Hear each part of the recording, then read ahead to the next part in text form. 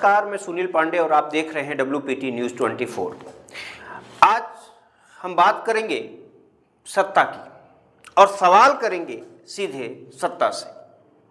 आज मुद्दा है मध्य प्रदेश के सीधी और शहडोल के बीच का, और जो आज सवाल है वो है मध्य प्रदेश के ही स्वतंत्र प्रभार मंत्री का।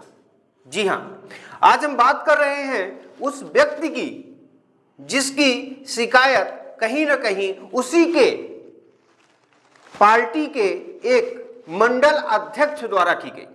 आपको बता दें कि मध्य प्रदेश के सीधी जिला के जो प्रभारी मंत्री हैं दिलीप जायसवाल, उनकी एक बड़ी शिकायत उन्हीं के मंडल मझौली मंडल के अध्यक्ष द्वारा की गई है कि विभिन्न विभागों में उनके द्वारा कुछ राशि निर्धारित की गई है जिस राशि को देना होता है।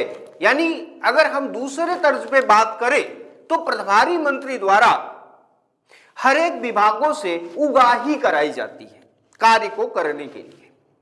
अब सवाल आता है कि वह बीजेपी की सरकार जो हमेशा से भ्रष्टाचार मुक्त होने का गुहार लगाती थी, सरकार जब बनती है, चुनाव होता था तो हर टाइम पर एक ही बात आती थी, हम काले धन को खत्म करेंगे, हम देश से भ्रष्टाचार खत्म करेंगे, हम देश को भ्रष्टाचार मुक्त बनाएंगे। तो सवाल सीधे सत्ता से, भाई साहब ये कैसा निर्णय है आपका, ये कैसी सरकार है आपकी कि आपके मंडल का, आप ही के मंडल का एक मंडल अध्यक्ष आपके मंत्री के ऊपर इतना बड़ा आरोप लगाता है। और सबसे बड़ी बात है, यहां पर कोई विपक्ष हमला नहीं कर रहा है। अगर एक बार विपक्ष हमला करता तो मुद्दा बनता कि ठीक है, राजनीतिक पहलुओं को देखकर ये बातें हो सकती हैं, लेकिन सवाल सीधे सत्ता से है कि क्या आपके जो एक यूनिट, एक चैन बना हुआ है, उस चैन का आखिरी जो बिड है वो आपके मंत्री के ऊपर इतना बड़ा आरोप लगा रहा है, तो ये क्या गलत है? क्या उसके जो आरोप है वो निराधार है? क्या एक छोटे तख्ते का जो आपका सदस्य है, आपका कार्यकर्ता है, वो आपके मंत्री लेवल के व्यक्ति पर आरोप लगा रहा है, तो क्या निराधार आरोप लगा सकता है? या कि फिर जो सरकार बार बार ये दावा और वादा करती है कि हम डबल इंजन की सरकार चला रहे हैं, हम भ्रष्टाचार मुक्त सरकार चला रहे हैं, वो सरकार पूरी तरीके से भ्रष्टाचार में लिप्त है। आज जनता परेशान है। जनता परेशान किस लिए है?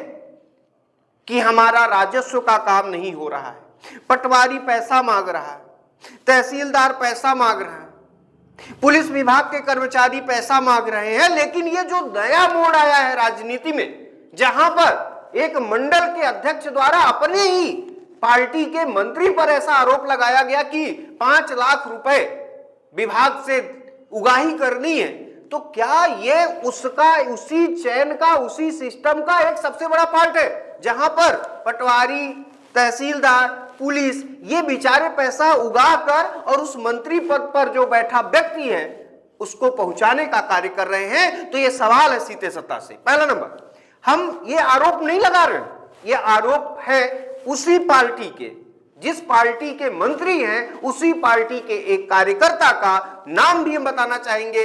इनका नाम, ये मझौली मध्य प्रदेश के सीधी जिला जिसके प्रभारी मंत्री हैं, स्वतंत्र प्रभार मंत्री भी हैं वो, कुटीर एवं लघु उद्योग दिलीप जायसवाल, उन पर उन्हीं के मंडल के एक अध्यक्ष ने आरोप लगाया है। तो क्या यह आरोप निराधार है? और अगर निराधार है तो इसमें अभी तक किसी भी प्रकार की प्रतिक्रिया पार्टी के किसी भी उत्तरदायी व्यक्ति हैं उनके द्वारा क्यों नहीं दिया गया? दूसरी एक बड़ा सवाल आता है, अगर ऐसा कुछ बातें थी, अगर ये समस्याएं थी, तो क्या किसी बड़े स्तर पर या पार्टी स्तर पर इसकी शिकायत की गई थी? अब हम इसका एक स्क्रीनशॉट भी दिखाएंगे। यहां पर स्क्रीन में आप देख पा रहे होंगे कि लगातार चैट वायरल हुआ है और चैट में एक और भी आपत्तिजनक बात आई। वो बात है जाति समीकरण की, वो बात है जातिगत की, वो बात है जिस मुद्दे पर भारतीय जनता पार्टी लगातार ये बोलती है कि हम कहीं पर भी जाति को नहीं ले आते हैं, हमारे लिए सारे समाज के लोग एक हैं। वहां पर यह चैट कुछ और ही बता रहा है, जहां पर स्पष्ट शब्दों में लिखा गया है कि ब्राह्मण और ठाकुर समाज पर हावी हो रहे हैं, उन्हें किनारे करना है।